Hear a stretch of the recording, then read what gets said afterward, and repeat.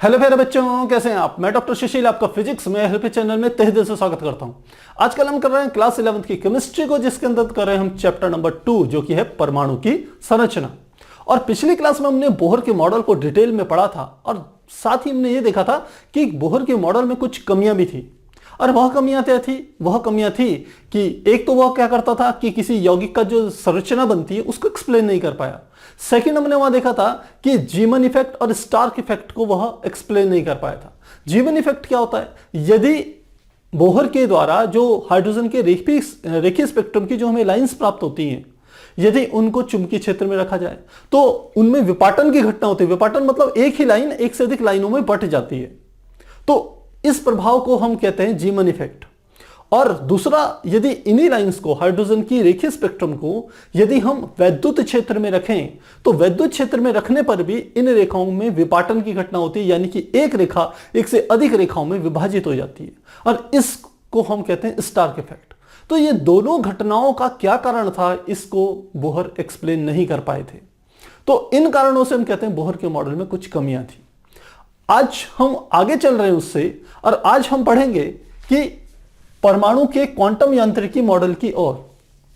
जब बोहर के मॉडल में कुछ कमियां रही और उसके द्वारा हम अच्छे से एक्सप्लेन नहीं कर पाए परमाणु के स्ट्रक्चर को, परमाणु के मॉडल को, तो हम किधर की तरफ चले? क्वांटम मैकेनिक्स की तरफ चले। क्वांटम मैकेनिक्स क्या होती है? क्वांटम मैकेनिक्स की हमने पीछे पूरी चर्चा करी थी। हमने कहा था जो विकिरण होता है, यानी कि जिसे हम रेडिएशन कहते हैं इंग्लिश में, और विकिरण क्या होता है? यदि किसी भी वस्तु के अंदर ऊर्जा है और वह ऊर्जा को बाहर की ओर उत्सर्जित कर रही है। अब वह ऊर्जा किस रूप में उत्सर्जित होती है? मान लो आपने किसी वस्तु को गर्म किया, तो गर्म करने के बाद क्या होती है? वस्तु अपने भीतर से ऊष्मीय ऊर्जा बाहर की ओर निकालती है। तो विकिरण ऊष्मा के रूप में भी हो सकती है। और जब किसी वस्तु को गर्म करते हैं तो आपने देखा होगा वो अपने भीतर से क्या करती है? लाइट भी निकालती है, यानी कि प्रकाश भी उत्पन्न करती है। तो हम कहते हैं विकिरण जहां एक प्रकार से ऊष्मा के रूप में, दूसरी प्रकार से वो क्या है? प्रकाश के रूप में भी बाहर आ रहा है। तो हमने पिछले के क्लासेस में यह समझा था कि जो विकिरण है उसकी द्वैत प्रकृति है, यानी कि उसका जो नेचर है वह दो प्रकार का है। जहां एक प्रकार में हम कहते हैं कि जो विकिरण या जो प्रकाश, आप जिसे कह सकते हो, विकिरण का सबसे अच्छा एग्जांपल हम कहते हैं प्रकाश। क्योंकि प्रकाश को यदि हम दो तरीके से हम क्या कह रहे हैं? प्रदर्शित किया जाता है। एक तो प्रकाश जो है अपने आप में एक तरंग प्रकृति को प्रस्तुत करता है, यानी कि तरंगों में जो भी गुण पाए जाते हैं वे सब क्या है? प्रकाश में पाए जाते हैं। तो हमने कहा प्रकाश क्या है? एक प्रकार की तरंग है। वही हमने देखा था प्रकाश में कि कुछ ऐसी घटनाएं होती हैं जिसमें मेन हमने बात चर्चा करी थी प्रकाश वैद्युत प्रभाव की, कि जिसमें प्रकाश वैद्युत प्रभाव की घटना को हम प्रकाश की तरंग प्रकृति, यानी कि उसके वेव नेचर के अकॉर्डिंग उसको एक्सप्लेन नहीं कर पाए थे। तो उसके लिए हमने क्या करा था? हमने कणिका सिद्धांत लिया था। और वह कणिका सिद्धांत हमने कहा था प्लांक की क्वांटम थ्योरी से आता है, और जिसको आइंस्टाइन ने लेकर के जो प्रकाश वैद्युत प्रभाव की जो घटना है उसको एक्सप्लेन किया था। तो मैक्स प्लांक की थ्योरी क्या कहती थी कि जो विकिरण है या जो प्रकाश है वो छोटे छोटे ऊर्जा के पैकेटों के रूप में आता है, और एक पैकेट को उन्होंने नाम दिया था क्वांटम। तो इतना मेरे को लगता है आपको, हमने पीछे चर्चा करी थी, ये समझ में आ गया होगा। तो अब बात आती है कि जब बोहर के मॉडल में कमियां थी तो इन कमियों को दूर करने के लिए क्वांटम मैकेनिक्स ने आगे काम किया। और क्वांटम मैकेनिक्स ने जो मॉडल प्रस्तुत किए, जो कि हम आगे आने वाले लेक्चर्स में देखेंगे, उसमें हम मुख्य रूप से कहते हैं कि मुख्य रूप से दो सिद्धांतों का समावेश हुआ। पहला सिद्धांत था जिसे हम कहते हैं द्रव्य की द्वैत प्रकृति, जिसे हम कहते हैं ड्यूल नेचर ऑफ मैटर। और दूसरा हमारा होता है जिसे हम कहते हैं हाइजेनबर्ग का अनिश्चितता का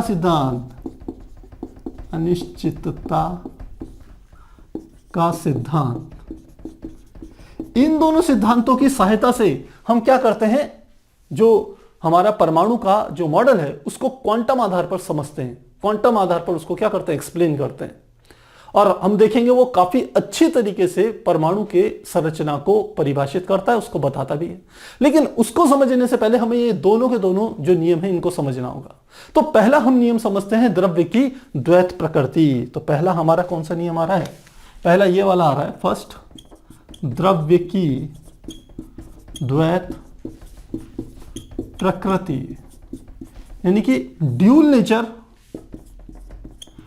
नेचर ऑफ मैटर। तो अब समझते हैं द्रव्य की द्वैत प्रकृति क्या है। इससे पहले हमने ये समझा था कि विकिरण की द्वैत प्रकृति समझा था। देखिए, जहां हमने कहा था प्रकाश दो प्रकार का व्यवहार करता है, एक वो कण का रूप में भी अपना व्यवहार प्रस्तुत करता है, जिसके कारण हम देखते थे कि प्रकाश विद्युत प्रभाव की घटना को एक्सप्लेन किया जा सका। दूसरी तरफ वह विवर्तन की और व्यतिकरण की घटनाएं भी प्रस्तुत करता है, जो कि प्रकाश के तरंग सिद्धांत को पुष्ट करती है। तो दो बातें कही हमने कि विकिरण जो है एक तरफ क्या कर रहा है, विवर्तन और व्यतिकरण की घटना को प्रस्तुत कर रहा है। इसका अर्थ है विकिरण जो है वो क्या है, या प्रकाश क्या है, वो क्या है, एक तरंग। क्योंकि विवर्तन और व्यतिकरण क्या है, तरंग की प्रकृति है, यानी कि तरंग के गुण है। और दूसरी तरफ हमने देखा प्रकाश विद्युत प्रभाव की घटना, जो कि केवल प्रकाश को कणों के रूप में बना हुआ मान करके ही उसको एक्सप्लेन किया जा सकता है। तो ये प्रकाश की दोनों प्रकृतियां हमने देखा था, कभी प्रकाश कणों के रूप में अपना व्यवहार प्रस्तुत करता है और कभी तरंग के रूप में। तो हम कहते हैं जो प्रकाश है या विकिरण है उसकी द्वैत प्रकृति हमने वहां पर बताई थी। अब एक साइंटिस्ट थे दे ब्रॉगली ने सोचा, जब प्रकाश एक तरफ तरंग की भांति व्यवहार कर रहा है और एक तरफ किसकी भांति व्यवहार कर रहा है, कणों की भांति व्यवहार कर रहा है, तो जब प्रकाश ऐसा कर सकता है, विकिरण की द्वैत प्रकृति हो सकती है, तो द्रव्य की द्वैत प्रकृति क्यों नहीं हो सकती। देखिए, द्रव्य क्या है, द्रव्य का अर्थ होता है कोई भी एक ऐसी वस्तु जिसके अंदर दो गुण हो, एक तो वो स्थान घेरती हो और दूसरा उसका कुछ द्रव्यमान। जब हम विकिरण की बात करते हैं, और वहां पर हमने बात करी थी कि जो प्रकाश था वो उसके कणिका सिद्धांत पे हमने कहा था वो फोटोन से मिलकर के बना हुआ था। तो देखिए, फोटोन को कण तो माना गया, लेकिन फोटोन का विराम द्रव्यमान नहीं माना गया। विराम द्रव्यमान का अर्थ होता है कि यदि आप फोटोन को पकड़ करके कहीं खड़ा कर देंगे, कहीं रोक देंगे और सोचेंगे मैं इसका द्रव्यमान नोट करूं, तो वो कुछ भी नहीं आने वाला। क्योंकि फोटोन हमें हमेशा गति अवस्था में ही मिलता है, वो हमें विराम अवस्था में मिलता नहीं है। बस वहां हमने कॉन्सेप्ट ले लिया था उसका, फोटोन का। तो यहां पर हम बात कर रहे हैं द्रव्य की द्वैत प्रकृति की, जिसको दे ब्रॉगली ने प्रस्तुत किया। तो दे ब्रॉगली ने कहा कि द्रव्य क्या चीज है जिसमें दो गुण हो। मैंने कहा एक उसका द्रव्यमान हो और एक वो जगह घेरता हो। तो द्रव्य का अर्थ हो गया हमारे अगल बगल जितनी भी वस्तुएं, हम स्वयं भी क्या है, एक द्रव्य ही है, क्योंकि हम स्थान भी घेरते हैं और हमारा द्रव्यमान है। और दूसरा, यदि हम एक छोटा सा कण ले लें, तो छोटा सा कण मान लेते हैं इलेक्ट्रॉन ले लिया। अब इलेक्ट्रॉन को हम क्या कहेंगे, एक कण है। क्यों है कण, क्योंकि इलेक्ट्रॉन में द्रव्यमान भी है और वो कुछ न कुछ जगह भी घेरता है। तो इलेक्ट्रॉन क्या हो गया, एक सूक्ष्म कण हो गया। अब हम यहां से अपनी चर्चा को आगे बढ़ाएंगे। हम कह रहे हैं कि यदि इलेक्ट्रॉन एक कण है, और जैसा कि पहले हमने सिद्ध करा कि विकिरण की, प्रकाश के दो व्यवहार हैं, वो कणों के रूप में भी व्यवहार कर रहा है और वो तरंग के रूप में भी व्यवहार कर रहा है। इसका अर्थ है कि द्रव्य का जिसका हमने एग्जांपल क्या लिया, इलेक्ट्रॉन, तो इलेक्ट्रॉन को भी या किसी भी पिंड को भी दो प्रकार के व्यवहार दिखाने चाहिए। एक तो द्रव्य की तरह, जो कि वो है कणों के रूप में जैसा कि वो है ही, और दूसरा उसको तरंग की भांति भी व्यवहार करना चाहिए। अब ये दूसरी बात क्या कर दी, दे ब्रॉगली ने अपनी तरफ से जोड़ी। उसने कहा कण में कणों के गुण तो होंगे ही, लेकिन उसमें कणों में तरंगों के गुण भी होने चाहिए। और इस बात को स्वीकार करते हुए दे ब्रॉगली ने क्या करी, एक काफी इंपॉर्टेंट हम कह सकते हैं एक सूत्र उन्होंने स्थापित किया, जिसको हम कहते हैं लैम्डा इज इक्वल टू होता है H/P। यानी कि जहां लैम्डा क्या है, तरंग को प्रदर्शित करता है, H आप जानते हैं प्लांक कांस्टेंट है, और P क्या होता है, संवेग। और संवेग का क्या सूत्र होता है, इसको लिख सकते हैं lambda is equal to H/P यानी कि mv। तो दे ब्रॉगली ने यह हमारी एक समीकरण प्रस्तुत करी हमारे सामने। ये किसकी है, दे ब्रॉगली की समीकरण, दे ब्रॉगली की समीकरण। अब इस समीकरण को आप समझिए ये इतनी इंपॉर्टेंट क्यों है। ये इतनी इंपॉर्टेंट इसलिए है क्योंकि इसका जो बायां पक्ष है वो उसमें लिखा है हमने लैम्डा, और लैम्डा एक तरंग की तरंग प्रकृति को प्रदर्शित करता है। लैम्डा क्या होती है, तरंग। एक कंपन में चली गई दूरी को हम क्या कहते हैं, उसकी तरंग दैर्घ्य कहते हैं। तो ये जो बायां पक्ष है जिसमें हमने लैम्डा लिखा है, ये बायां पक्ष एक तरंग के गुण को प्रदर्शित कर रहा है। अब दाएं पक्ष पे आ जाइए, यानी कि बराबर के इधर की ओर आइए। बराबर के इधर की ओर एक ये है m, और m क्या है, वह है द्रव्यमान। किसका द्रव्यमान, किसी भी कण का द्रव्यमान जो विरामावस्था में हो, उस कण के द्रव्यमान को हम m से प्रदर्शित कर रहे हैं। और यह किसका गुण है, यह हमारा किसका गुण है, द्रव्य का गुण, एक कण का गुण है। तो इस समीकरण के एक तरफ तरंग के गुण आ रहे हैं और एक तरफ द्रव्य के गुण आ रहे हैं। तो यही समीकरण क्या कर रहा है, द्रव्य के दो गुणों को प्रदर्शित कर रहा है, अर्थात द्रव्य जहां एक तरफ कणों की भांति व्यवहार करता ही है, जैसा हम जानते हैं, ठीक उसी प्रकार से द्रव्य तरंग की भांति भी व्यवहार करता है। यह समीकरण इस बात को सिद्ध करती है। तो दे ब्रोगली ने इतनी चर्चा यहां पर अपनी पूरी कर ली। तो हम यदि दे ब्रोगली के सिद्धांत को लिखना चाहें तो कैसे लिखेंगे, हम लिखेंगे दे ब्रोगली के अनुसार, दे ब्रोगली के अनुसार जिस प्रकार विकिरण, और विकिरण का एक हिस्सा मैं क्या ले रहा हूं, प्रकाश, जिस प्रकार विकिरण द्वैत प्रकृति मतलब कौन सी, तरंग तथा कण प्रकृति, एक तरफ तरंग के गुण होना और एक तरफ कण के गुण होना, जिस प्रकार विकिरण द्वैत प्रकृति प्रस्तुत करता है या दर्शाता है, लिख लेते हैं,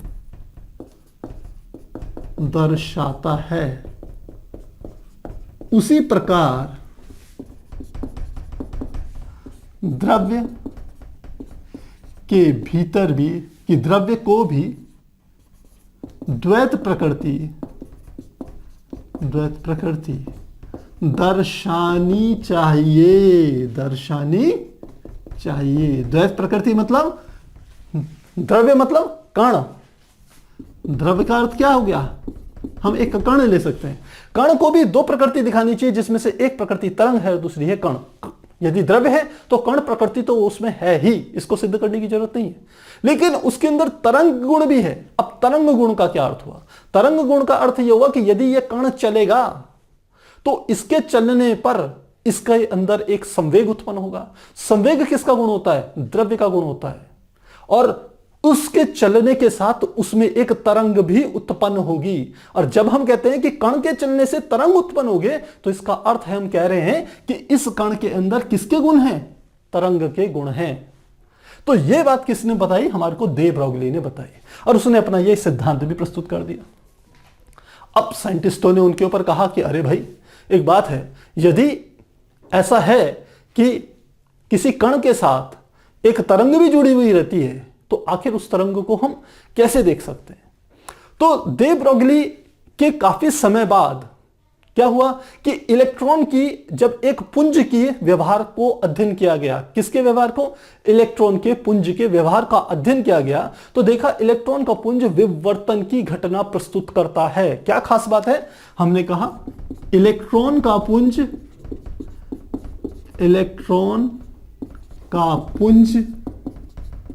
विवर्तन की घटना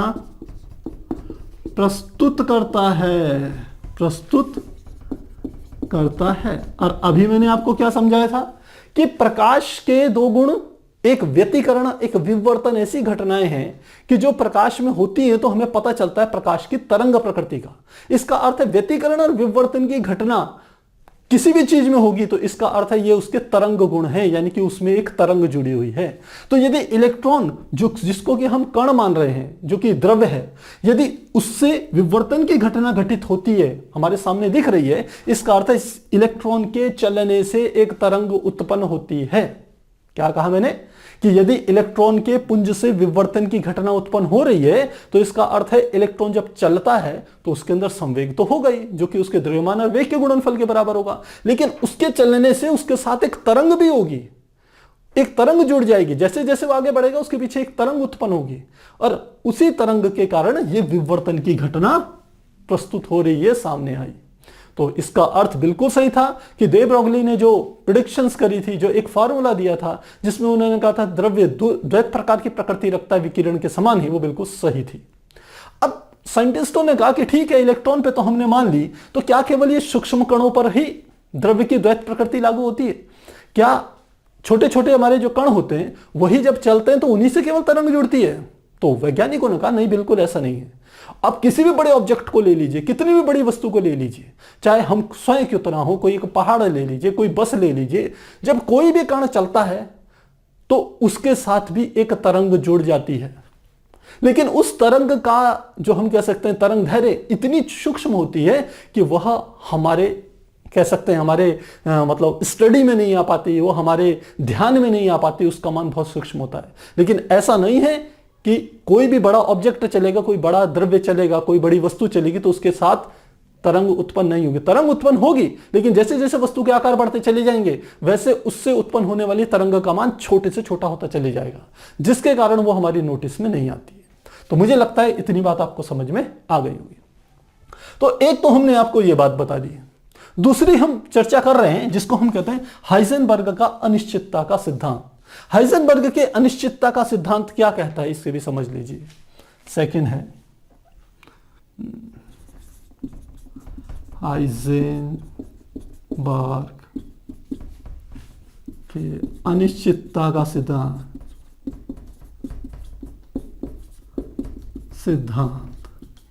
जिसे हम हाइजेनबर्ग अनसर्टेनिटी प्रिंसिपल कहते हैं। देखिए, हाइजेनबर्ग ने भी काफी स्टडी करके एक बहुत महत्वपूर्ण सिद्धांत दिया, क्योंकि जब बोहर ने अपना सिद्धांत प्रस्तुत किया था कि किसी परमाणु के चारों तरफ कोई इलेक्ट्रॉन निश्चित ऊर्जा वाली और निश्चित कक्षा वाली त्रिज्याओं वाली कक्षा में क्या करता है, चक्कर लगाता है, तो हाइजेनबर्ग ने कहा कि भाई बोहर जो आपने ये कहा है, ये निश्चित शब्द कहा है कि निश्चित ऊर्जा वाली निश्चित त्रिज्या वाली कक्षा में चक्कर लगा रहा है, ये बात सही नहीं है। हाइजेनबर्ग ने कहा कि यदि हम किसी कण के दो गुणों की चर्चा करें, यदि हम किसी कण की स्थिति को ज्ञात करना चाह रहे हैं, भाई हमारा काम क्या है, हमारे पूरा चैप्टर इस बात में बेस्ड है कि परमाणु का स्ट्रक्चर क्या है, संरचना क्या है। उसके नाभिक के बारे में तो हमने चर्चा नहीं करी, वो तो हमारा जैसे ही हम कह सकते हैं जे थॉमसन ने ये बताया कि जो नाभिक जो होता है उसमें प्रोटॉन और न्यूट्रॉन होते हैं, वो उसमें सारा का सारा धनावेश केंद्रित होता है, वो बात तो हमारी वहीं पर पूर्ण हो गई थी। इसमें किसी साइंटिस्ट ने कोई ज्यादा आगे संशोधन नहीं करा। संशोधन हर बार किस बात पे हो रहा है कि नाभिक के चारों तरफ जो इलेक्ट्रॉन चक्कर लगा रहा है उसकी स्थिति क्या है, वो कैसे चक्कर लगा रहा है, इलेक्ट्रॉन कहां रहता है, इन बातों पर क्या कर रहे हैं, हर साइंटिस्ट अपने अपने निर्णय दे रहे हैं। तो जब बोहर ने यह कहा था कि इलेक्ट्रॉन नाभिक के चारों तरफ निश्चित ऊर्जा वाली कक्षाओं में जिनकी त्रिज्याएं निश्चित है उसमें चक्कर लगाता है, तो हाइजेनबर्ग ने यहीं पर क्या कर लिया, उनको टोक दिया। उन्होंने कहा भाई ये बात सही नहीं है, क्योंकि जब आप किसी इलेक्ट्रॉन की स्थिति को ज्ञात करेंगे तो इलेक्ट्रॉन के अंदर दो बातें होंगी। कोई भी हमारा कण है जिसको यहां पर हम किससे प्रदर्शित कर रहे हैं, इलेक्ट्रॉन। आप इलेक्ट्रॉन की स्थिति ज्ञात करना चाह रहे हैं, तो इलेक्ट्रॉन की स्थिति कैसे ज्ञात करेंगे। देखिए, इलेक्ट्रॉन की स्थिति ज्ञात करने के लिए हम इस चीज का इस्तेमाल करते थे। इससे पीछे जो हमारी ये रिसर्च थी, कौन सी, जो हमारी ये द्रव्य की द्वैत प्रकृति के लिए जो दे ब्रोगली ने सिद्धांत दिया था, इसका इस्तेमाल किया जाता था। इसका इस्तेमाल कैसे करते हैं, यहां पर यह भी बात बता देता हूं। जैसे ही हमें यह पता चला कि इलेक्ट्रॉन क्या है, एक पुंज की भांति इलेक्ट्रॉन का जो पुंज है विवर्तन की घटना प्रस्तुत कर रहा है, तो हमने इस घटना का उपयोग करके इलेक्ट्रॉन सूक्ष्मदर्शी का आविष्कार किया था। किसका आविष्कार किया था, इसी चीज से, इलेक्ट्रॉन सूक्ष्मदर्शी। इलेक्ट्रॉन सूक्ष्मदर्शी तो आप समझ चुके होंगे, इलेक्ट्रॉन सूक्ष्मदर्शी नाम से स्पष्ट है, जो छोटी से छोटी वस्तु को बहुत बड़ा करके दिखा दे। और इससे पहले जो हमारी सूक्ष्मदर्शियां बनती थी वो आप जानते हो, वह हमारी जो सामान्य सूक्ष्मदर्शियां थी, जैसे दूरदर्शी होगी या माइक्रोस्कोप हो गया, उसमें हम प्रकाश की घटनाओं का उपयोग करते थे। प्रकाश की घटनाएं यानी कि प्रकाश की तरंग प्रकृति का उपयोग करते थे। जब इलेक्ट्रॉन सूक्ष्मदर्शी का आविष्कार हुआ दे ब्रोगली के सिद्धांत देने के बाद, तो इलेक्ट्रॉन सूक्ष्मदर्शी एक ऐसा एपरेटस होता है जो किसी सूक्ष्म वस्तु का 1.5 लाख गुना उसको क्या कर सकता है, बड़ा करके दिखा सकता है। कितना, लगभग 1.5 लाख गुना उसको बड़ा करके दिखा सकता है। ऐसी हमारी जो सूक्ष्मदर्शी होती है उसको हम कहते हैं इलेक्ट्रॉन सूक्ष्मदर्शी। तो यह हमारी किसकी देन है, जो दे ब्रोगली ने सिद्धांत दिया था कि भाई इलेक्ट्रॉन भी एक तरंग की भांति व्यवहार करता है जब चलता है, यह उसकी देन थी। तो अब जब हम हाइजेनबर्ग के अनिश्चितता के सिद्धांत को समझते हैं, तो इलेक्ट्रॉन सूक्ष्मदर्शी के द्वारा हम क्या करते हैं, किसी इलेक्ट्रॉन की स्थिति को ज्ञात करने का प्रयास करते हैं। जब इलेक्ट्रॉन की स्थिति को ज्ञात करते हैं तो हम उसके दो चर लेते हैं। एक होता है इलेक्ट्रॉन का इलेक्ट्रॉन की स्थिति, और दूसरा होता है इलेक्ट्रॉन का हम कहते हैं संवेग। तो क्या क्या कहा, इलेक्ट्रॉन की दो बातों, इलेक्ट्रॉन की स्थिति को ज्ञात करने के लिए क्या दो बातें चाहिए, पहले तो उसकी स्थिति और सेकंड उसका हम क्या ज्ञात करते हैं, संवेग। दो चीजें ज्ञात करते हैं कि वो कहां पर है और कितने वेग से चल रहा है। अब उसके वेग में यदि द्रव्यमान की गुणा कर दें इलेक्ट्रॉन के द्रव्यमान के, तो हमें संवेग मिल जाएगा। इलेक्ट्रॉन का द्रव्यमान तो आप जानते ही हैं 9.1 गुणा 10 की घात -31 किलोग्राम। तो हमें इन दो चीजों की स्थिति पता करनी होगी। अब हाइजेनबर्ग की बात समझिए, देखिए इसने कितनी सटीक कितनी सही बात करी।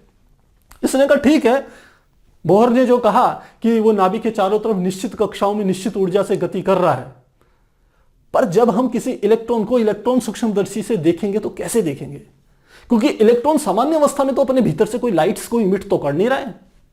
वो तो बिल्कुल ऐसा ही है कि आपने सूक्ष्मदर्शी तो लगा दी, लेकिन अंधेरे में किसी चीज को ढूंढ रहे हैं, वहां पर कुछ है तो नहीं।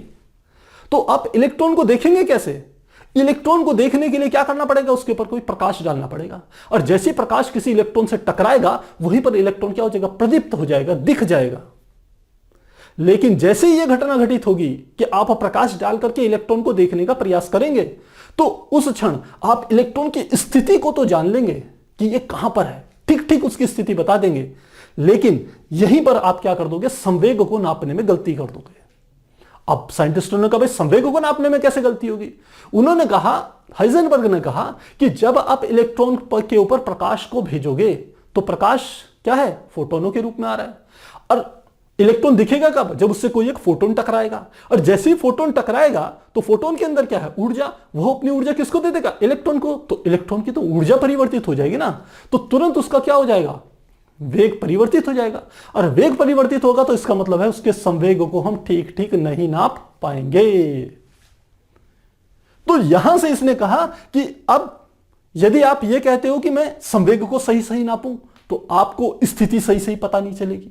तो उसने कहा इलेक्ट्रॉन की सही स्थिति को ज्ञात करने के लिए आपको इन दोनों को सही सही नापना आवश्यक है, और एक ही समय पर इन दोनों को सही सही मापना संभव नहीं है। आप एक को सही जितना अधिक एक्यूरेसी से नापेंगे, दूसरे को नापने में उतनी ही बड़ी गलती हो जाएगी। और यदि आप दोनों को सही सही नापने की कोशिश करोगे तो दोनों में समान रूप से गलती होगी। तो इसी गलती को उसने कहा कितनी होगी, इसके लिए उन्होंने सूत्र दिया delta x into delta P greater than h upon 2 पाई के बराबर होगा, बल्कि 2 नहीं, ये 4 पाई है, h अपॉन 4 पाई। इसका अर्थ है जहां डेल्टा x क्या है, उसकी स्थिति को, इलेक्ट्रॉन की स्थिति को मापने में आई हुई गलती है, त्रुटि है, और डेल्टा p क्या है, इलेक्ट्रॉन के संवेग को मापने में की गई त्रुटि है। इन दोनों त्रुटियों में, इन दोनों गलतियों का जो गुणनफल होगा वो हमेशा ज्यादा होगा h अपॉन 2 पाई से। अब यदि आप यहां पर यह मान रहे हैं कि यदि हम संवेग की बजाय वेग की बात करें कि वेग में कितनी त्रुटि होगी, तो आप संवेग बराबर क्या होता है, द्रव्यमान गुणा वेग, तो हम लिख सकते हैं delta x into delta P की जगह क्या लिख लिया, m into V greater than h upon 4 पाई, और यहीं से हम लिख सकते हैं delta x into delta we, क्योंकि चर हमारा क्या है v, ग्रेटर देन होगा h अपॉन 4 पाई, और ये वाला m कहां चलेगा, नीचे, इंटू क्या आ जाएगा m। ये इन्होंने क्या कर दिया, एक फार्मूला हमारे को दे दिया। अब देखिए यहां पर नीचे m के आने का क्या फर्क पड़ा, ये डेल्टा x और डेल्टा v क्या है, स्थिति और उसके वेग को मापने में आई हुई त्रुटि का गुणनफल है। यह व्युत्क्रमानुपाती का संबंध है किसके साथ, इसका m के साथ। इसका अर्थ है कि यदि m का मान बढ़ता चले जाए तो क्या होगी, त्रुटि कम होगी, और यदि m का मान घटता चले जाए तो क्या होगी, त्रुटियां ज्यादा होगी। अब इस मेरी इन दो लाइनों को और समझ लीजिए, तो यहां हाइजेनबर्ग का प्रिंसिपल आपको पूरा समझ में आ जाएगा। देखिए m के साथ इन दोनों का रिलेशन क्या है, हमने कहा delta x into delta v का हम कह सकते हैं व्युत्क्रमानुपाती का संबंध है 1/m के साथ। इसका अर्थ यह हुआ कि m का मान बढ़ाओगे तो त्रुटि कम होगी, और m का मान घटाओगे तो त्रुटि बढ़ जाएगी। अब जब आप सूक्ष्म कणों की बात करते हो, इलेक्ट्रॉन की कहीं पर बात करते हो, तो इलेक्ट्रॉन का द्रव्यमान क्या होता है, बहुत कम, तो उसके अंदर इन दोनों त्रुटियों का जो गुणनफल होगा वो क्या होगा, काफी ज्यादा होगा, क्योंकि m का मान क्या हो गया, कम। अब m का मान बढ़ा दें, m का मान बढ़ाने का क्या अर्थ है? m का मान बढ़ाने का अर्थ है कि आप बड़े बड़े पिंड लो, क्योंकि यह हाइजेनबर्ग का नियम जो है वह केवल सूक्ष्म कणों के लिए नहीं है, वह सभी कणों के लिए है। लेकिन सभी कणों में यह नियम भी हमारा यहीं से निकल जाता है कि यदि द्रव्यमान का मान ज्यादा होगा तो इन दोनों त्रुटियों का गुणनफल कम हो जाएगा। तो मेरी इस बात का क्या अर्थ है, बस इसे समझना है आपने। हमने कहा कि यदि आप बड़ा सा पिंड ले लो, तो बड़े से पिंड को मैंने लुढ़का दिया, अब वो चल रहा है, बड़ा सा पिंड, मान लो कोई ट्रक ही जा रहा है। अब वहां पर भी आप हाइजेनबर्ग का नियम लगाएं, आप कहें कि भाई यदि मैं उसकी स्थिति ज्ञात करूंगा तो उसका वेग नहीं ज्ञात कर सकता, और यदि मैं उसका वेग सही से ज्ञात करूंगा तो उसकी स्थिति सही से ज्ञात नहीं करूंगा, तो वहां पर यह नियम प्रभावी नहीं होगा। क्यों नहीं होगा प्रभावी? क्योंकि वहां m का मान बहुत ज्यादा है, और यदि m का मान मैंने कहा बढ़ गया तो इनके साथ m का क्या है? व्युत्क्रमानुपाती का संबंध है, तो इसका मतलब इस चीज का मान घट जाएगा। तो वहां पर हाइजेनबर्ग का जो नियम होगा उसके अनुसार जो त्रुटि निकल के आएगी वो बहुत ही सूक्ष्म होगी, वह हमारे लिए कोई मायने नहीं रखेगी। इसलिए हाइजेनबर्ग का जो नियम होता है वो सूक्ष्म कणों के लिए ही लागू होता है। उसमें जो त्रुटि निकल के आती है वो सूक्ष्म कणों के लिए इतनी ज्यादा होती है कि यदि हम उसकी उपेक्षा कर दें तो हमारे परिणाम, हमारे रिजल्ट, हमारा जो एक्सपेरिमेंट है उसके जो रिजल्ट है वो सही सही नहीं आने वाले। तो मुझे लगता है आपको यह बात समझ में आ गई होगी। यदि एक लाइन में बोला जाए तो हाइजेनबर्ग ये कहता है कि जब आप किसी सूक्ष्म कण की स्थिति और उसके संवेग को ज्ञात करते हैं तो एक साथ आप इन दोनों चीजों को सही सही नहीं माप सकते। आप एक चीज को सही मापेंगे तो दूसरे में उतनी अधिक त्रुटि होगी जितना आप पहले को ढंग से नापेंगे, और यदि आप दूसरे को बहुत ढंग से नापने की कोशिश करोगे तो पहले में त्रुटि हो जाएगी, और दोनों को यदि सोचोगे मैं ठीक ठीक नाप लूं तो दोनों में ही एक समान रूप से त्रुटि हो जाएगी। कभी भी त्रुटि का मान h/4π से कम नहीं होगा। जितनी भी आपकी त्रुटि निकल के आएगी सूक्ष्म कणों के वेग, संवेग और उसकी स्थिति को नापने में, उसका मान हमेशा h/4π से ज्यादा ही होगा। यह हमारा क्या, हाइजेनबर्ग की अनिश्चितता का सिद्धांत। और इसी सिद्धांत को आगे फॉलो करके क्वांटम मैकेनिक्स ने परमाणु के स्ट्रक्चर को बड़े डिटेल में समझाया। तो आप एक बार नोट कीजिए, और चाहे तो स्टेटमेंट लिख सकते हैं कि हाइजेनबर्ग के अनिश्चितता सिद्धांत के अनुसार किसी सूक्ष्म कण की एक ही समय पर स्थिति तथा उसके संवेग को सही सही मापना असंभव है। अर्थात यदि हम किसी सूक्ष्म कण की स्थिति को सही मापने का प्रयत्न करते हैं तो उसके संवेग के मापने में उतनी अधिक त्रुटि होती है, और यदि हम उस कण का संवेग को सही सही मापने का प्रयत्न करें तो उसकी स्थिति को मापने के लिए उतनी ही अधिक त्रुटि हो जाती है। तो किसी भी स्थिति में किसी सूक्ष्म कण का संवेग तथा उसकी स्थिति में जो त्रुटि आती है उसका जो गुणनफल है वो हमेशा h/4π से बड़ा होता है। तो ये मैंने आपको कहा हाइजेनबर्ग के अनिश्चितता के सिद्धांत। मुझे लगता है आपने लिख लिया होगा। यदि मैं थोड़ा तेज बोल रहा हूं तो वीडियो को पॉज करके आप इस स्टेटमेंट को जरूर लिखिएगा, काफी इंपॉर्टेंट है। तो फिर आप इसे नोट कीजिए, फिर हम आगे कंटिन्यू करेंगे।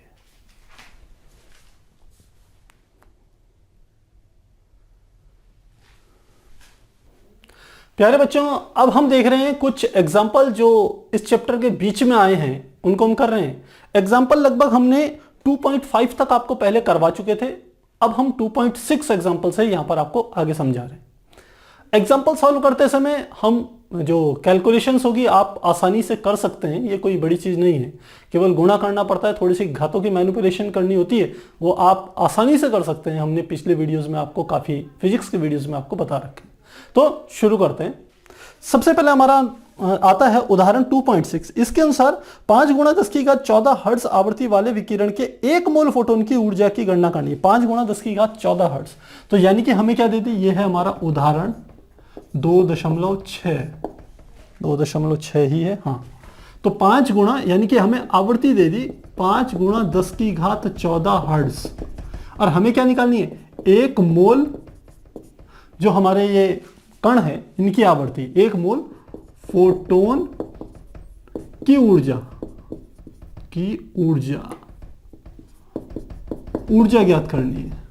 तो काफी आसान है, देखिए सीधे हमारे पास आवृत्ति दे रखी है तो हम ऊर्जा निकाल सकते हैं। 1 फोटोन की ऊर्जा लिखेंगे, 1 फोटोन की ऊर्जा, फार्मूला आप जानते हैं, E = किसके होता है, H, जहां h क्या होता है प्लांक कांस्टेंट और न्यू क्या होती है आवृत्ति। तो आवृत्ति तो हमें दी हुई है, केवल प्लांक कांस्टेंट का मान हम जानते हैं 6.626 गुणा 10 की घात -34 जूल सेकंड के बराबर होता है। तो वैल्यूज रख लेंगे। E बराबर हमारा हो गया 6.0626 गुणा 10 की घात -34 मल्टीप्लाई न्यू की वैल्यू कितनी है 5 गुणा 10 की घात 14। तो मल्टीप्लाई करेंगे काफी आसानी से निकल जाएगा। 5 की गुणा करें 5 6 30, 5 दूनी 10 और 3 13, 5 6 30 और 1 31 और 5 6 30 और 3 33, इतना आ गया है। अब डेसिमल कितने के बाद था 1 2 3, 3 के बाद डेसिमल लगा दिया तो 33 इतना आ गया मल्टीप्लाई। यहां देखिए 10 की घात कैसे सॉल्व करेंगे, 10 की घात -34 और ये प्लस की है तो क्या हो जाएगा 14। ध्यान रखिए संख्याओं की आपस में गुणा करनी है तो गुणा कर लीजिए, और जो हमारी घातें यदि ये माइनस में है और ये वाली प्लस में कुछ नहीं है तो इसका मतलब प्लस में है, तो इनको घातों को जोड़ देंगे। 10 की घात -34 है तो -34 + 14 +14 तो कितना आ गया, ये आ गया 33.130 गुणा 10 की घात 10 की घात कितना आ गया -20, इतना आ गया। अब आप चाहें तो इसको 10 की घात -19 पे एक डेसिमल इधर ले आए तो ये हो जाएगा 3.313, चाहे तो 0 भी लिख लें और चाहे तो छोड़ दें। और साथ में क्या आ जाएगा, एक दशमलव इधर ले गए तो यहां पर घात +1 हो जाएगी तो -20 + 1 यानी कि -19। अब इतने क्या हो जाएगी हमारी ये ऊर्जा निकल जाएगी, इतने जूल हम कह सकते हैं ऊर्जा निकल गई। तो ये तो हमारी क्या हुई एक फोटोन की ऊर्जा। तो 1 मोल की ऊर्जा क्या होगी, तो लिखेंगे 1 मोल की ऊर्जा। प्यारे बच्चों ध्यान दीजिए, मोल शब्द आया है। मोल में मैंने आपको बताया था मोल एक संख्या को प्रदर्शित करता है। 1 मोल फोटोन की ऊर्जा, 1 मोल फोटोन की ऊर्जा बराबर क्या हो जाएगी, 1 मोल में कितने होते हैं 6.022 गुणा 10 की घात 23। ये तो 1 मोल संख्या का अर्थ हो गया। और 1 फोटोन की ऊर्जा कितनी, 3.313 गुणा 10 की घात -19 गुणा 3.313 गुणा 10 की घात -19। बस इन दोनों की मल्टीप्लाई कर लीजिएगा, जो भी आपका आंसर आएगा वही क्या होगा आंसर हो जाएगा। और आंसर क्या दे रखा है इसमें, ये दिया 199.5 199.51 और यह है किलो जूल पर मोल है। ये हमारी क्या हो जाएगी 1 मोल की ऊर्जा निकल के आ जाएगी। किलो जूल का अर्थ समझते होंगे आप, इसका अर्थ है 199.51 गुणा 10 की घात 3 जूल पर मोल, ये अर्थ है इसका। तो ये आंसर है। आगे देखें एग्जांपल है 2.7। इसके अनुसार 100 वाट का एक बल्ब 400 नैनोमीटर वाली तरंगदैर्घ्य का एक वर्णी प्रकाश उत्सर्जित कर रहा है। बल्ब द्वारा प्रति सेकंड उत्सर्जित फोटोनों की संख्या की गणना कीजिए। तो हमें क्या दे दिया है, ये है हमारा उदाहरण 2.7। हमें एक बल्ब दिया है जिसकी शक्ति दे रखी P, यानी कि कितनी दे दी 100 वाट।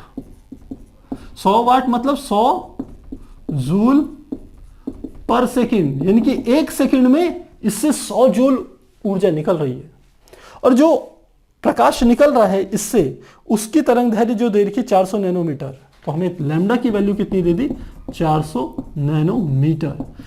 400 नैनोमीटर यानी कि 400 गुणा 10 की घात -9 मीटर। दूसरी बात, बल्ब द्वारा प्रति सेकंड उत्सर्जित फोटोनों की संख्या की गणना करनी है कि 1 सेकंड में कितने फोटोन निकलेंगे। तो कैसे निकालेंगे इस बात को समझिए।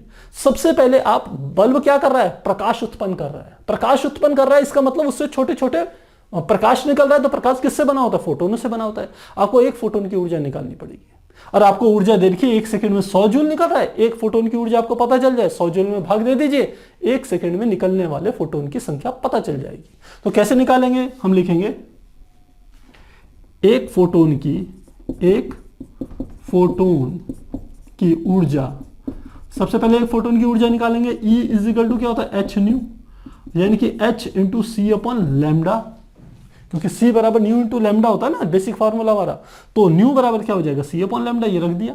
ये क्यों रखा है हमने ऐसा, क्योंकि हमें न्यू यानी कि आवृत्ति का मान नहीं दिया आपकी बार, हमें किसका मान दिया है, लैम्डा का मान, तरंगदैर्घ्य का मान दिया है। इसलिए हमने इस वाले फार्मूले को इस रूप में लिख करके कैलकुलेट करेंगे आप। तो कैसे रखना है मान, E = h का मान आप जानते हैं ये हमारा क्या होता है प्लांक कांस्टेंट, और इसकी वैल्यू देखिए हमने यहां पर भी यूज करी थी। क्या तो क्या होती है 6.626 गुणा 10 की घात -34 और क्या होती है मात्रक जूल सेकेंड। सी प्रकाश की चाल 3 गुणा 10 की घात 8 मीटर पर second divided by lambda, lambda का मान कितना है 400 नैनोमीटर, तो क्या गया 400 गुणा 10 की घात माइनस 9 मीटर, 400 गुणा 10 की घात माइनस 9 मीटर, इसके बराबर आ गया। तो ये क्या निकल गया हमारे पास, एक फोटोन की ऊर्जा निकल गई। हमने इसे ऐसे ही छोड़ दिया, पर हमारे को क्या कहा उसने, हमें तो फोटोन की संख्या बतानी है। तो लिखेंगे चूंकि एक सेकंड में उत्सर्जित प्रकाश ऊर्जा, एक सेकंड में कितनी प्रकाश ऊर्जा निकल रही है 100 जूल, 100 जूल। अतः एक सेकंड में उत्सर्जित फोटोनों की संख्या, तो एक सेकंड में कुल ऊर्जा कितनी निकल रही 100 जूल डिवाइडेड बाय एक फोटोन की ऊर्जा, एक फोटोन की ऊर्जा, तो क्या आ जाएगा 100 में एक फोटोन की ऊर्जा हमने ये निकाली है, एक फोटोन की ऊर्जा 6.626 या गया 6.626 गुणा 10 की घात माइनस 34, 10 की घात माइनस 34 मल्टीप्लाई 3 गुणा 10 की घात 8, 3 गुणा 10 की घात 8, और जो नीचे हर में आएगा 400 गुणा 10 की घात 9, ये कहां चले जाएगा अंश में चले जाएगा, 400 गुणा 10 की घात माइनस 9। जब आप इसे पूरा कैलकुलेट करेंगे तो हमारी जो वैल्यू निकल के आएगी वो आएगी 2.012 गुणा 10 की घात 20, 2.012 गुणा 10 की घात 20, और ये हमारी क्या हो जाएगी फोटोनों की संख्या हो जाएगी जो प्रति सेकंड क्या होंगे उत्सर्जित होंगे। तो इस प्रकार से हम इन दोनों एग्जांपल्स को कर सकते हैं। बच्चों कैलकुलेशन तो देखिए आपको खुद करनी पड़ेगी, यदि हम सब चीजों की कैलकुलेशन यहां करेंगे तो निश्चित मानिए बहुत सारा टाइम वेस्ट होगा। तो आप 11th में आ गए हैं, 10th आपने पास कर ली है, तो इतनी कैलकुलेशन आप आसानी से कर सकते हैं। थोड़ा सा अभ्यास कीजिएगा, आपकी कैलकुलेशन में क्या होगी स्पीड भी बढ़ेगी, आप आसानी से हल भी कर पाएंगे। तो आप इसे एक बार नोट कीजिए, फिर हम आगे कंटिन्यू करेंगे।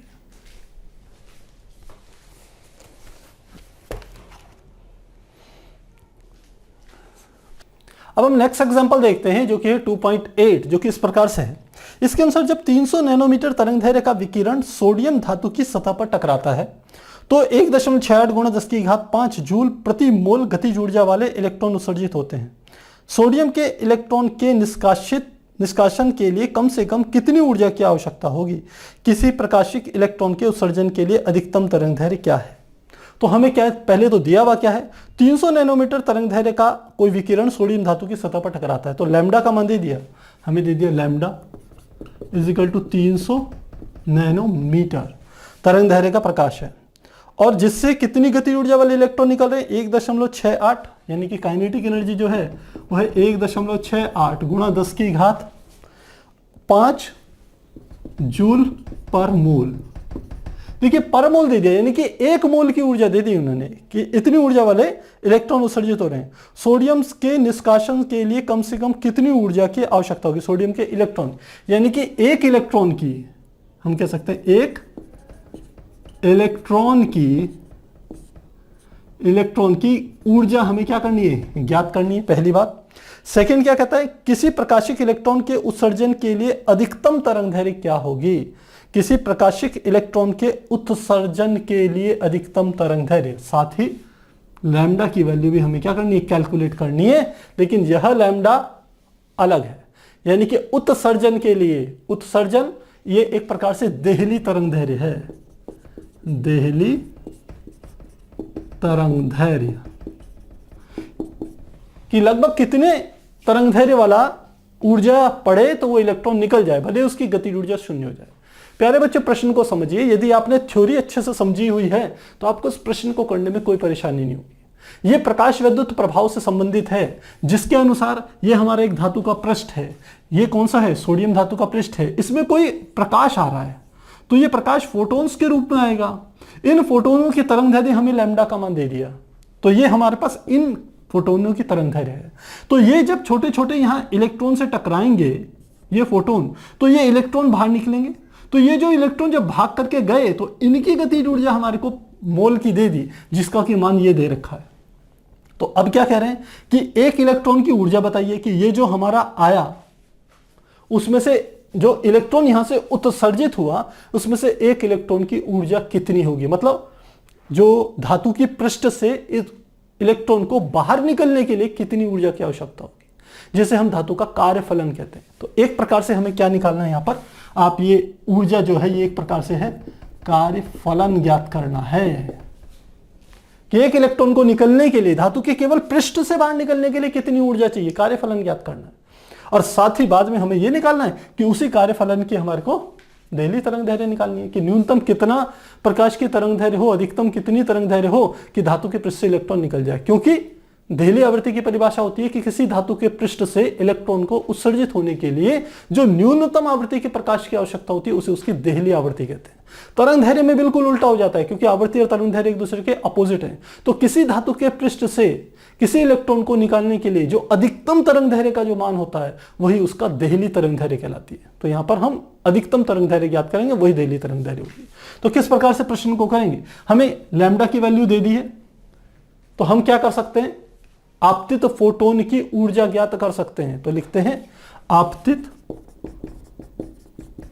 फोटोन की ऊर्जा, फोटोन की ऊर्जा कैसे निकलेगी, E इज इक्वल टू किसके होगा, H न्यू के बराबर होता है।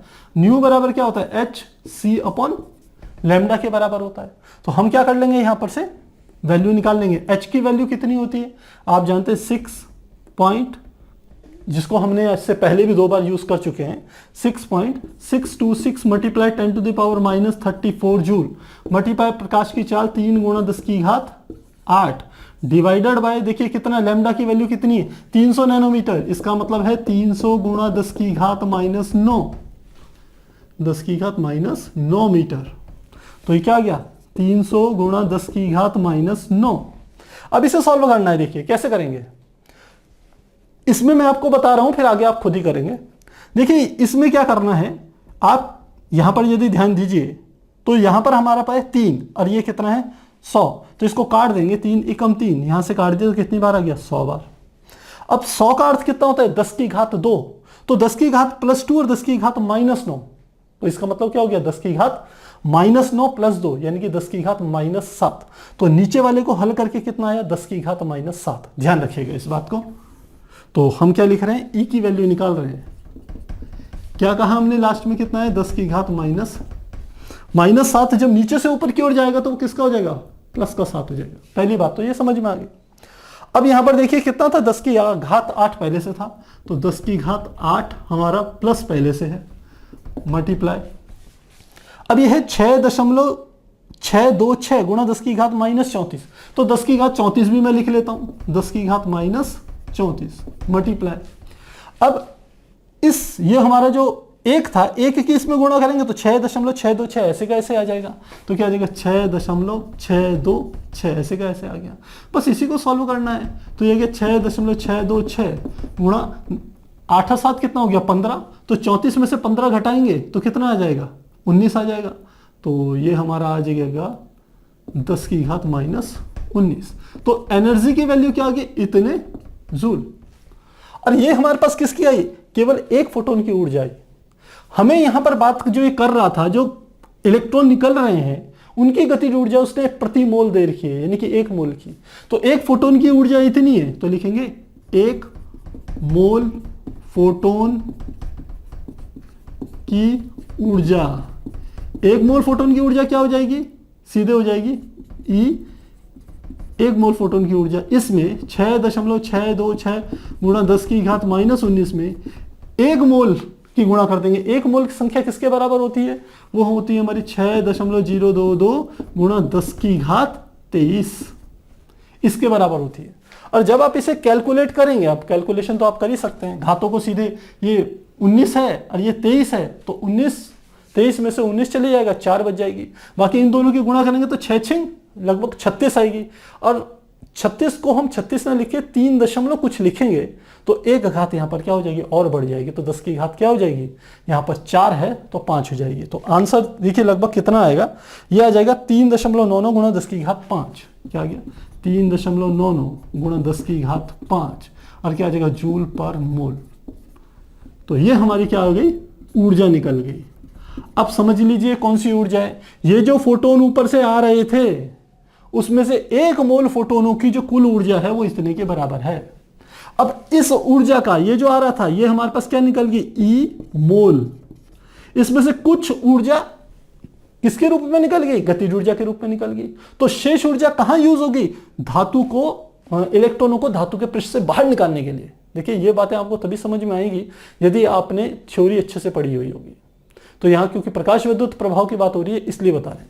तो जो इन दोनों ऊर्जाओं का अंतर होगा वही क्या होगा इसके कार्यफलन के बराबर होगा। तो लिखेंगे अतः धातु के पृष्ठ से 1 मोल इलेक्ट्रॉनों को निकलने के लिए लगी ऊर्जा। तो कुल ऊर्जा कितनी है हमारी तो लगी ऊर्जा जिसे हम कार्यफलन कहेंगे। ये क्या आ जाएगा कार्यफलन 1 मोल का कार्यफलन किसके बराबर आ जाएगा। कुल ऊर्जा हमारे पास कितनी आई इतनी 3.99 गुणा 10⁵5 घटा देंगे। गतिज ऊर्जा कितनी दी है इलेक्ट्रॉनों की 1.68 गुणा 10⁵5। तो घटा देंगे तो कितना आ जाएगा 9 में से 8 गया 1, 9 में से 6 गया 3 और ये 3 में से गया 2 तो 2.31 गुणा 10⁵5 और ये भी क्या आ जाएगा जूल और किसकी पर मोल 1 मोल की है इतना कार्यफलन है। तो 1 इलेक्ट्रॉन का कार्यफलन क्या होगा तो लिखेंगे 1 इलेक्ट्रॉन का कार्यफलन यानी कि उसको धातु के पृष्ठ से निकलने के लिए जो ऊर्जा की आवश्यकता है क्या आ जाएगी 2.31 गुणा 10⁵5। ये तो 1 मोल का था ना तो 1 इलेक्ट्रॉन का निकालने के लिए 1 मोल की संख्या से भाग दे देंगे तो कितना आ जाएगा 6.022 गुणा 10⁵23। तो भाग दे देंगे तो कितना आ जाएगा ये भाग दे करके वैल्यूज जो निकलेगी 3.84 गुणा 10⁻⁻19 3.84 गुणा 10⁻⁻19 जूल इसके बराबर आ जाए। तो इतना हमने कैलकुलेट कर दिया। ये 1 इलेक्ट्रॉन का कार्यफलन 1 इलेक्ट्रॉन की ऊर्जा इतने निकल गई। अब वो कहते हैं इसकी तरंगदैर्घ्य क्या होगी। तो फिर से हम फार्मूला यूज करेंगे चूंकि E इजिकल टू क्या होता है एच न्यू। हमें तरंगदैर्घ्य चाहिए तो H C upon lambda. Lambda की वैल्यू निकालनी है तो E नीचे चली जाएगा एच सी अपॉन क्या आ जाएगा E। इस स्टेप को आप समझ रहे होंगे। E बराबर क्या होता है एच न्यू के न्यू बराबर क्या होता है सी अपॉन लैम्डा। अब बीच का भूल जाइए सीधे है E बराबर एच सी अपॉन लैम्डा। मुझे तो लैम्डा की वैल्यू चाहिए तो लैम्डा की यहां गुणा कर दीजिए E में E को नीचे ले जाइए तो ये फार्मूला आ गया। अब इसमें वैल्यूज पुट कर लीजिए। H की वैल्यू कितनी होती है हमारी हम जानते हैं 6.626 मल्टीप्लाई 10⁻⁻34।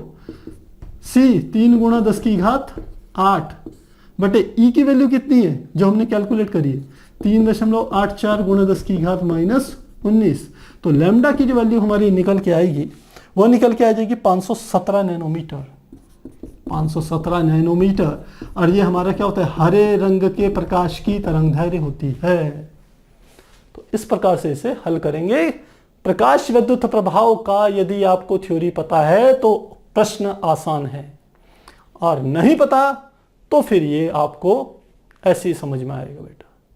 तो कोशिश कीजिए पहले थ्योरी कंप्लीट फिर न्यूमेरिकल तो आसानी से हो पाएंगे। अगला एग्जांपल देखें। उदाहरण है 2.9। अगला है एग्जांपल 2.9।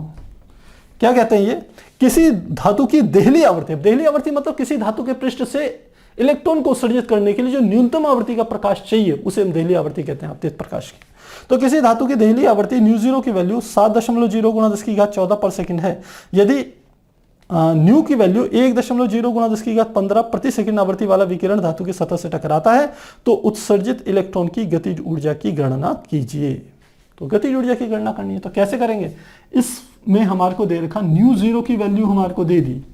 ये दे दी है 7.0 गुणा 10⁻14 7.0 गुणा 10⁻14 प्रति सेकंड यानी कि हर्ट्ज है। दूसरी न्यू आपतित प्रकाश की आवृत्ति दे दी। न्यू बराबर दे दिया 1.0 गुणा 10⁻14 हर्ट्ज आपतित प्रकाश की आवृत्ति भी दे दी। तो क्या निकालनी है, उत्सर्जित इलेक्ट्रॉन की गतिज ऊर्जा। फार्मूला जानते हैं आप, गतिज ऊर्जा का फार्मूला होता है K बराबर H, ये होता है न्यू माइनस न्यू जीरो, जहां न्यू आपतित प्रकाश की आवृत्ति, न्यू जीरो देहली आवृत्ति और H प्लांक कांस्टेंट। तो वैल्यू पुट करेंगे K is equal to H का मान 6.626 गुणा 10 की घात माइनस 34 और न्यू की वैल्यू कितनी है 1.0 गुणा 10 की घात 14 माइनस कितना घटा देना है 7.0 गुणा 10 की घात 14, इसको घटा देना है। कैलकुलेट कीजिए, जो आपका आंसर निकल के आएगा वह हमारा आंसर, एक मिनट, थोड़ा सा इन्होंने घातों में परिवर्तन कर रखा है। ये न्यू की वैल्यू ये 15 है, देखिए यहाँ पर क्या है 15।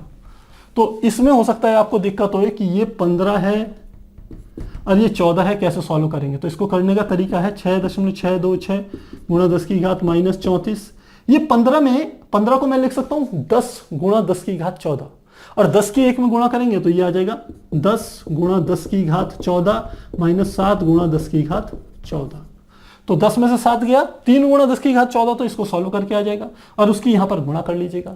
जब गुणा करेंगे तो आपकी जो वैल्यू निकल के आएगी 1.988, यह आ जाएगी 1.988 गुणा 10 की घात, आप देख रहे हैं 34 बाहर है और अंदर की ओर कितनी है 14, तो साथ में एक और वैल्यू बढ़ेगी तो 10 की घात -19 और ये हमारी किस में निकलेगी, जूल में निकल जाएगी।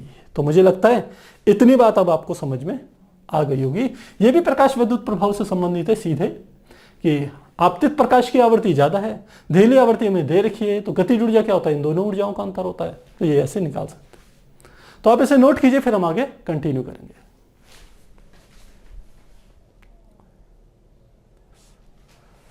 हमारा नेक्स्ट क्वेश्चन है क्वेश्चन नंबर 2.10, जो एग्जाम्पल है वो इस प्रकार से। इसके अनुसार हाइड्रोजन परमाणु में n बराबर 5 अवस्था से n बराबर 2 अवस्था वाले संक्रमण के दौरान उत्सर्जित फोटोन की आवृत्ति और तरंगदैर्घ्य क्या होगी।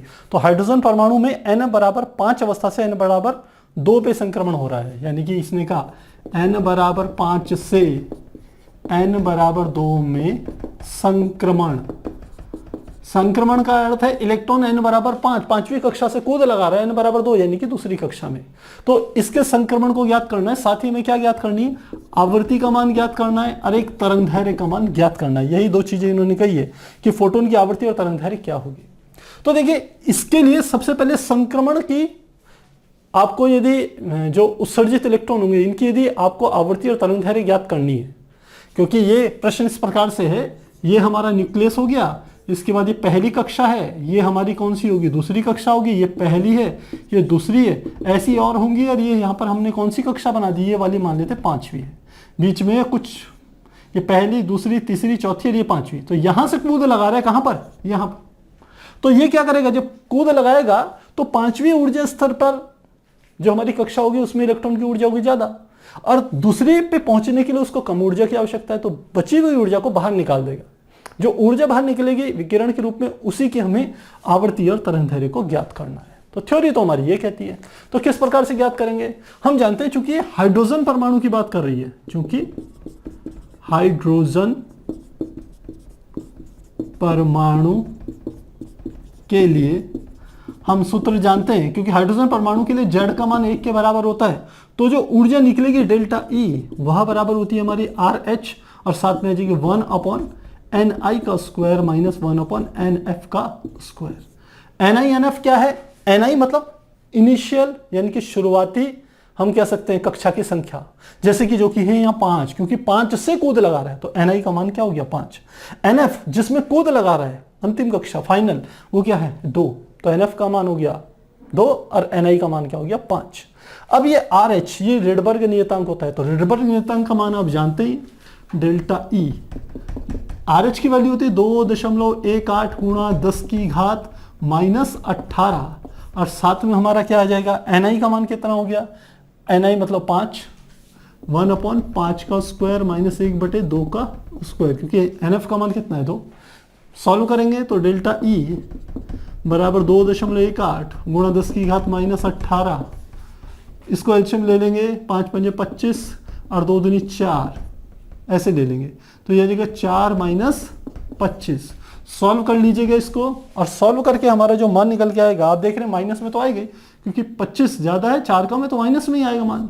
अब इसकी कैलकुलेट जब आप करोगे तो हमारा मान ये निकल के आएगा 4.58 गुणा 10 की घात माइनस 19, 4.58 गुणा 10 की घात माइनस 19 जूल, इतने के बराबर आ गई। तो ऊर्जा हमें निकल गई, यानी कि इसने जो ऊर्जा इलेक्ट्रॉन ने यहां से यहां कूद लगाते समय जो ऊर्जा बाहर निकाली, इस ऊर्जा का मान इन्होंने डेल्टा ई का मान हमारे को पता चल गया इतना है। तो आवृत्ति हम जानते हैं, चूंकि E इज इक्वल टू किसके होता है, एच न्यू के, तो यहां से न्यू बराबर क्या होता है, E अपॉन एच के, तो न्यू आवृत्ति बराबर क्या हो जाएगा, डेल्टा E बटे एच। डेल्टा E का मान हमें पता चल गया, ये डेल्टा E है 4.58 गुणा 10 की घात माइनस 19, और H यानी कि प्लांक कांस्टेंट, तो 6.626 गुणा 10 की घात माइनस 34। सॉल्व करेंगे तो आवृत्ति का मान आपके पास आ जाएगा, और यह आवृत्ति का मान जो निकल के आ रहा है हमारा, वो हमारा निकल गया 6.91 गुणा 10 की घात 14, 6.91 गुणा 10 की घात 14, और साथ में क्या आ जाएगा, आवृत्ति है तो हर्ट्ज आ जाएगा। तो इस प्रकार से निकल दिया। सेकंड में क्या निकालनी थी, तरंग धैर्य। तो तरंग धैर्य भी आप जानते हैं, चूंकि C बराबर क्या होता है, न्यू इंटू लैम्डा के बराबर, तो ऐसे लैम्डा बराबर क्या हो जाएगा, C अपॉन न्यू, तो लैम्डा बराबर C प्रकाश की चाल, तो प्रकाश की चाल 3 गुणा 10 की घात 8, आवृत्ति मान निकाला है हमने 6.91 गुणा 10 की घात 14। इसको सॉल्व करेंगे, लैम्डा का मान आ जाएगा। सॉल्व करने के बाद जो मान निकल के आएगा वो आ जाएगा 434 गुणा 10 की घात माइनस 9 मीटर, यानी कि कह सकते हैं 434 नैनोमीटर। तो इस प्रकार से हम इसे ज्ञात कर सकते हैं। अगला प्रश्न देखें, एग्जाम्पल ये है 2.11, यह एग्जाम्पल उदाहरण 2.11, 11वां एग्जाम्पल है इस चैप्टर का। हीलियम प्लस, देखिए हीलियम प्लस का अर्थ है कि हीलियम से एक इलेक्ट्रॉन निकाल दिया। जब एक इलेक्ट्रॉन निकाल दिया तो उसकी कक्षा में केवल एक इलेक्ट्रॉन रह गया, तो वो हाइड्रोजन की स्पीशीज में शामिल हो गया।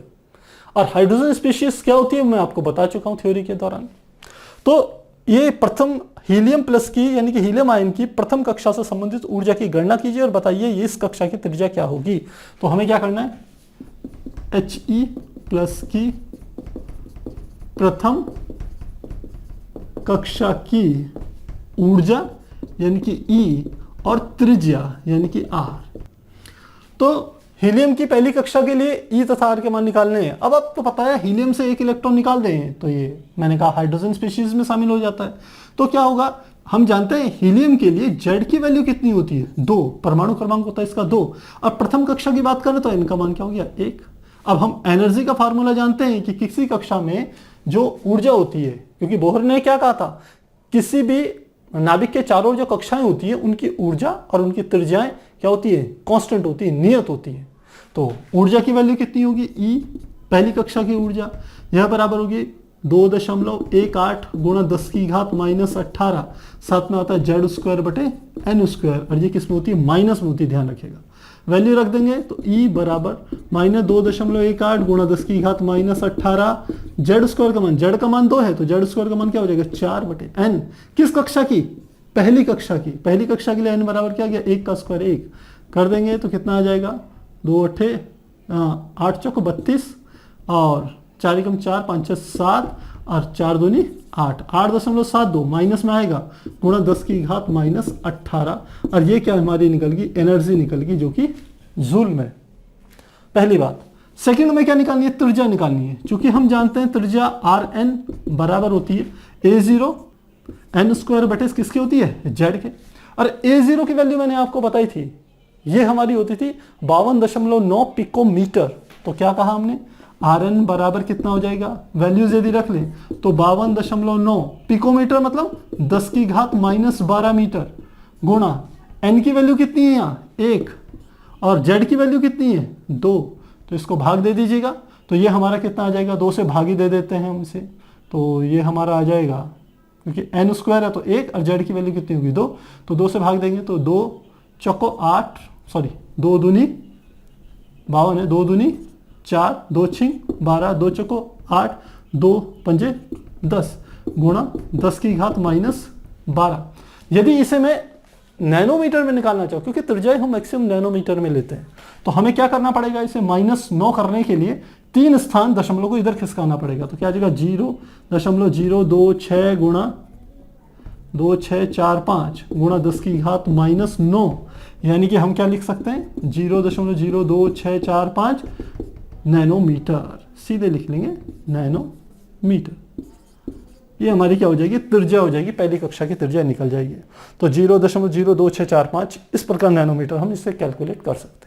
तो आपको मेन बात है, आपको ये पता होना चाहिए कि A0 का मान होता है 52.9 पिकोमीटर। क्या कहा मैंने, यहां पे लिख रहा हूं मैं, A0 बराबर 52.9 पिकोमीटर के बराबर होता है। इस चीज का मैंने यहां इस्तेमाल किया है, ये A0 की वैल्यू है। ये पिकोमीटर मतलब 10 की घात -12 मीटर। इस प्रकार से कैलकुलेट करेंगे। अब नोट कीजिए, फिर हम आगे कंटिन्यू करेंगे।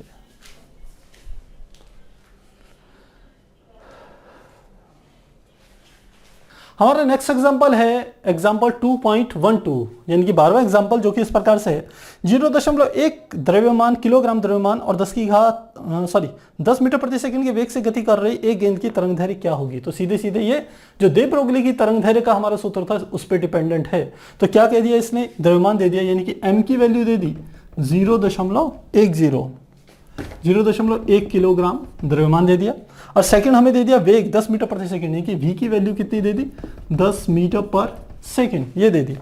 तो क्या करें, गेंद की तरंग दैर्घ्य ज्ञात कीजिए। तो हमें किसकी वैल्यू निकालनी है, लैम्डा की वैल्यू को कैलकुलेट करना है। तो अभी हमने आपको दे ब्रोगली की तरंग दैर्घ्य बताई थी, जिसमें उसने द्रव्य को तरंग रूप में भी प्रस्तुत किया था, और उसमें जो रिलेशन उसने बताया था वो हमें बताया था lambda is equal to h upon p यानी कि संवेग, और उसको लिखते हैं द्रव्यमान गुणा वेग। तो बस लैम्डा का मान हमें ज्ञात करना है, h हम जानते हैं, p और m और v की वैल्यू में दी है, वैल्यू रखते हैं। Lambda is equal to h की वैल्यू 6.626 गुणा 10 की घात -34 बटे m का मान द्रव्यमान 0.1 और v का मान क्या हो गया 10 मीटर पर सेकंड। तो 10 की 0.1 में गुणा करेंगे तो क्या आ जाएगा, नीचे तो 1 ही आ जाएगा, ये क्या है दशमलव है, तो नीचे तो 1 ही आ जाएगा। तो 1 का इसमें भाग देंगे तो लैम्डा का मान इतना ही आ जाएगा 6.626 गुणा 10 की घात -34 मीटर के बराबर आ जाएगा। तो ये हमारा क्या हो गया, इसकी वैल्यू निकल के आ गई। अगला एग्जांपल देखें, उदाहरण है 2.13। इसमें एक इलेक्ट्रॉन का द्रव्यमान 9.1 गुणा 10 की घात -25 किलोग्राम। देखिए इसने इलेक्ट्रॉन का द्रव्यमान यहाँ थोड़ा बदल दिया है। यदि इसकी गति ऊर्जा 3.0 गुणा 10 की घात -25 जूल है तो इसकी तरंग दैर्घ्य क्या होगी। इलेक्ट्रॉन का द्रव्यमान दे दिया m बराबर 9.1 गुणा 10 की घात -25 किलोग्राम, और दूसरी उसने उसका वेग भी दे दिया है हमें, इसकी गति ऊर्जा दे दिया, यानी कि k की वैल्यू 3.0 गुणा 10 की घात -25, ये k दिया है 3.0 गुणा 10 की घात -25, और क्या दे दी हमें, जूल दे दी, ये एनर्जी दे दी। तो इसकी तरंग दैर्घ्य क्या होगी, लैम्डा की वैल्यू को कैलकुलेट करना है। कैसे कैलकुलेट करेंगे, हम फार्मूला तो बेसिक फार्मूला तो ये जानते हैं ना, हमें लैम्डा निकालना है तो हमें h की वैल्यू पता होती है, हमें m हमें दे रखा है, हमें v की वैल्यू चाहिए। तो v की वैल्यू कहां से आएगी, गति ऊर्जा के सूत्र से आएगी। गति ऊर्जा का सूत्र आप जानते हैं, काइनेटिक एनर्जी बराबर होता है 1/2 mv²। यहां से v की वैल्यू निकालें तो 2 की यहां गुणा कर देंगे तो 2 क्या हो गया, m को इसके नीचे ले जाएंगे, आ गया m किसके बराबर होगा, v² के बराबर। तो v की वैल्यू निकालनी है तो ये 2 हटाइए, इसको क्या कर दीजिए अंडर रूट। अब वैल्यू निकाल लीजिए, क्या आ जाएगा, v is equal to under root, k का मान कितना दिया है हमें, k की वैल्यू 3.0 गुणा 10 की घात -25 बटे, और साथ में हमारे को क्या दे दिया, m का मान दे दिया 9.1 मल्टीप्लाई 10⁻25। तो इसको आप सॉल्व करेंगे तो जो हमारे वेग का मान जो निकल के आएगा v की वैल्यू, वो हमारी आएगी 812 मीटर पर सेकेंड। तो क्या आ जाएगी ये 812 मीटर पर सेकेंड, इतने के बराबर हमारी क्या आ जाएगी, इसकी वैल्यूज आ जाएगी। देखिए प्यारे बच्चों, बुक्स में मिसप्रिंटिंग हो रही है, जो मेरे पास बुक है इसमें वैल्यूज 31 ही है, क्वेश्चन में मिसप्रिंट है, तो यहां पर आपने क्या करना है, ये 31 ही लिखना है, तभी ये आंसर इतने के बराबर आएगा। तो वेग कितना आ गया, 812 मीटर पर सेकंड के बराबर आ गया। नेक्स्ट हमें क्या करना है, हमें तो लैम्डा की वैल्यू निकालनी है, तो अब निकाल सकते हैं हम। लैम्डा बराबर होता है हमारा, जो हमारे पास ये वाला formula h upon M V, h upon M V, value h का मान 6.626 गुणा 10 की घात -34, m का मान हमें दिया है 9.1 गुणा 10 की घात -31, और v की वैल्यू 812 मीटर पर सेकेंड मल्टीप्लाई 812। जब डिवाइड करेंगे तो लैम्डा की जो वैल्यू हमारी निकल के आएगी, हम डायरेक्ट लिख रहे हैं, ये आ जाएगी 896.7 नैनोमीटर। 896.7 नैनोमीटर मतलब 10 की घात -9 मीटर। कैलकुलेट कीजिएगा, आंसर आपका निकल जाएगा। अगला प्रश्न देखें, प्रश्न संख्या है 2.14। हमारा एग्जाम्पल है ये 2.14। क्या कह रहे हैं कि 3.6 एंगस्ट्रॉम तरंगदैर्घ्य लंबाई वाले एक फोटोन के द्रव्यमान की गणना कीजिए। तो लैम्डा की वैल्यू कितनी दे दी, 3.6 एंगस्ट्रॉम, और क्या करनी है, इसका द्रव्यमान हमें कैलकुलेट करना है। ये क्या है, फोटोन है। किसकी बात हो रही है, फोटोन की। तो फोटोन की हमें वेग ज्ञात करना है। फोटोन का विराम द्रव्यमान तो 0 होता है, लेकिन यहाँ गति करते समय फोटोन का जो द्रव्यमान होगा वो हमें कैलकुलेट करना है। अब फोटोन है तो यानी कि ये प्रकाश है, तो इसकी जो वेग होगा वह वेग प्रकाश के वेग के बराबर होगा। तो हम लिखेंगे चूंकि प्रकाश के लिए प्रकाश का वेग बराबर c के होता है, तो v बराबर किसके हो जाएगा, c के। और c का मान कितना होता है, 3 × 10 की घात 8 मीटर पर सेकेंड। तो हमें क्या निकालना है, m का मान निकालना है। तो हम जानते हैं चूंकि लैम्डा इज इक्वल टू होता है h/mv, तो हमें m की वैल्यू निकालनी है। तो m को यहां ले गया मैं और लैम्डा की यहां गुणा कर दीजिए, तो h अपॉन क्या आ जाएगा, लैम्डा इंटू v। h की वैल्यू 6.626 × 10 की घात -34। लैम्डा का मान आपको दिया है 3.6 एंगस्ट्रॉम, यानी कि 3.6 × 10 की घात -10 मीटर। तो 3.6 × 10 की घात -10 मीटर। और v 4, 3 × 10 की घात 8, 3 × 10 की घात 8। कैलकुलेट कर लीजिएगा और जो मान निकल के आएगा हमारा m का, वो आएगा 6.135 × 10 की घात -29। 6.135 × 10 की घात -29 किलोग्राम के बराबर आएगा। तो इस प्रकार से प्यारे बच्चों हम ये करेंगे। कैलकुलेशन आप जरूर खुद से चेक कर लीजिएगा, कहीं पर कोई मिस्टेक होती है तो कैलकुलेशंस में अगर कहीं कोई मिस्टेक होती भी है, आपसे कह लीजिए या हमसे कह लीजिए, तो वो ज़्यादा मायने नहीं रखती। हालांकि कैलकुलेशन की अपने आप में एक अलग इंपॉर्टेंस है, लेकिन ये मानिए कि यदि आप 100 न्यूमेरिकल हल करेंगे तो कितनी भी एक्यूरेसी से करेंगे, कहीं 1-2 बार आपकी कहीं ना कहीं थोड़ी थोड़ी गलती हो जाएगी। पर एग्जाम में भी यदि आप एनुअल एग्जाम देंगे या बोर्ड एग्जाम देंगे तो उसमें उसको क्या कर लिया जाता है, इग्नोर कर लिया जाता है। पर कॉम्पिटिटिव एग्जाम्स के लिए वो मायने रखती है, तो वहां एक्यूरेसी होनी जरूरी है। तो प्रैक्टिस कीजिए, बिल्कुल सही हो जाएगा। तो आप इनको नोट कीजिए, फिर हम आगे के क्वेश्चंस सॉल्व कराते हैं।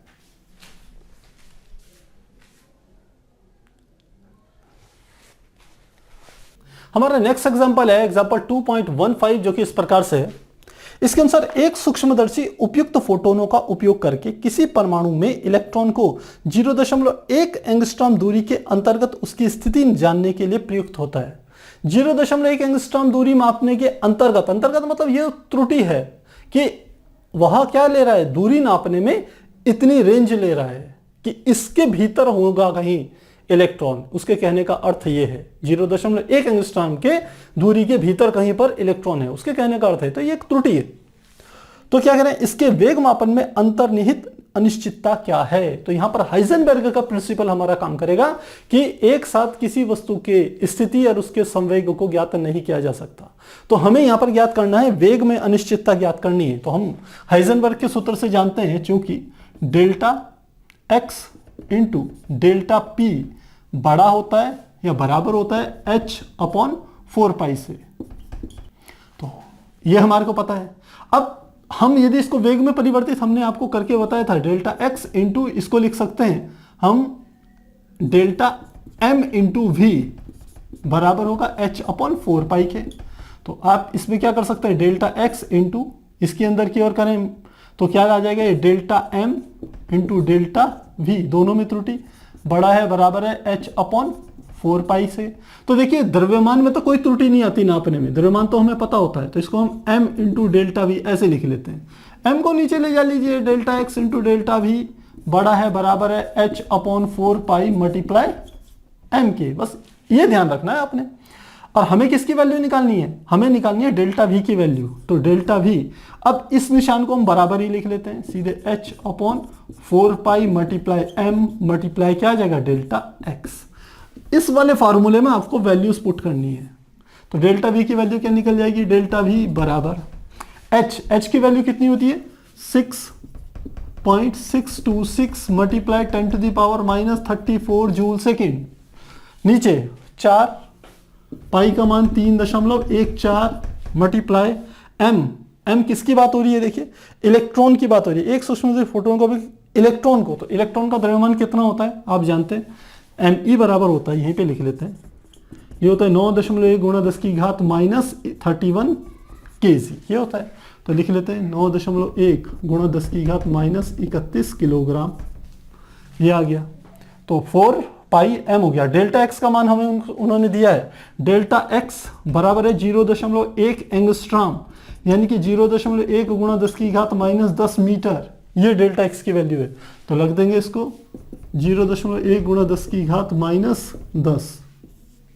तो सारी वैल्यूज हमने लिख ली, 4 पाई का मान 3.14, m का मान रख लिया डेल्टा x।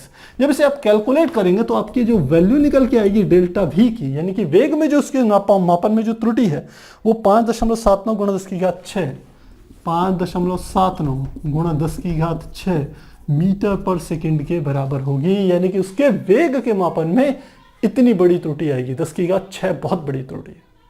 तो यही बात है, क्योंकि स्थिति उसकी बहुत एक्यूरेसी से नापी गई, एंगस्ट्रॉम में नापी गई, 10 की घात -10 की स्थिति तक नापी गई, तो वेग में उसकी त्रुटि बढ़ गई। अगला प्रश्न देखें हम, उदाहरण है हमारा 2.16, ये है एग्जाम्पल 2.16। इसके अनुसार क्या है, एक गोल्फ की गेंद का द्रव्यमान 40 ग्राम, तो हमें m बराबर कितना दे दिया 40 ग्राम, यानी कि 40 गुणा 10 की घात -3 किलोग्राम, ऐसे लिख सकते हैं इसको। तथा गति 45 मीटर प्रति सेकंड है, यानी कि वेग हमें दे दिया v 45 मीटर पर सेकंड भी दे दिया है। यदि गति को 2% यथार्थता के अंदर मापा जाता है तो स्थिति में अनिश्चितता की गणना कीजिए। तो स्थिति में अनिश्चितता यानी कि डेल्टा x की वैल्यू कैलकुलेट करनी है, और वेग में जो यथार्थता है वो कितनी है, केवल 2% है। तो इसका क्या निकाल लेंगे, पहले 2% निकाल लेंगे डेल्टा v। तो डेल्टा v बराबर 2% v का, तो क्या आ जाएगा 2 गुणा 45 बटे सीधे 100, तो भाग दे देंगे। तो 45 दूनी 90, 90 जीरो यानी कि 0.9, क्या आ जाएगा मीटर पर सेकंड। तो ये हमारी किसमें त्रुटि निकल के आई, उसके वेग के मापन में जो त्रुटि आई है वो निकली। अब हमें सीधे वैल्यूज निकालनी है डेल्टा एक्स, तो फॉर्मूला तो यही वाला है, जैसे ये डेल्टा वी की वैल्यू निकालनी थी, डेल्टा एक्स को इधर ले जाइए, डेल्टा वी को नीचे, तो क्या लिखेंगे डेल्टा एक्स बराबर h अपॉन 4 पाई इंटू साथ में m इंटू डेल्टा वी। तो वैल्यूज पुट कर लेंगे, h का मान 6.626 गुणा 10 की घात -34 बटे पाई का मान 4 गुणा पाई का मान 3.14 गुणा m का मान इन्होंने दिया है 40 गुणा 10 की घात -3 किलोग्राम, साथ में गुणा डेल्टा वी की वैल्यू 0.9। तो जब हम इसे कैलकुलेट करते हैं तो हमारी वैल्यू निकल के आती है 1.46 गुणा 10 की घात -3, 1.46 गुणा 10 की घात -3 मीटर में। तो उसकी जो स्थिति के मापन में जो त्रुटि होगी वह 1.46 गुणा 10 की घात -3 मीटर के बराबर होगी। तो इस प्रकार से हम क्या कर सकते हैं, इनको कैलकुलेट कर सकते हैं। ये हाइजेनबर्ग के अनसर्टेनिटी प्रिंसिपल यानी कि अनिश्चितता के सिद्धांत पर आधारित हमारे दोनों के दोनों प्रश्न थे। तो प्यारे बच्चों, यदि थ्योरी आपको अच्छे से पता है तो आपको न्यूमेरिकल करने में कोई परेशानी नहीं होगी। इसीलिए मैं हमेशा कहता हूं थ्योरी को अच्छे से समझिए, तो आप न्यूमेरिकल्स की तह तक जाकर के, गहराई तक जाकर के उसको आसानी से सॉल्व कर पाएंगे। और यदि आपने केवल फार्मूले रट के आए हैं तो एक लेवल तक यदि डायरेक्ट फार्मूले बेस्ड क्वेश्चन आएंगे तो आप वहां कर लेंगे। जब फार्मूले बेस्ड नहीं आएंगे तो वहां पर आप थोड़ी सी गड़बड़ा कर देंगे, गड़बड़ हो जाएगी आपसे। तो इसलिए पहले थ्योरी, फिर उसके बाद एग्जाम्पल और फिर न्यूमेरिकल। तो प्यारे बच्चों, आज की क्लास में हमने, मुझे लगता है जो भी कुछ पढ़ाया वो आपको आसानी से समझ में आ गया होगा।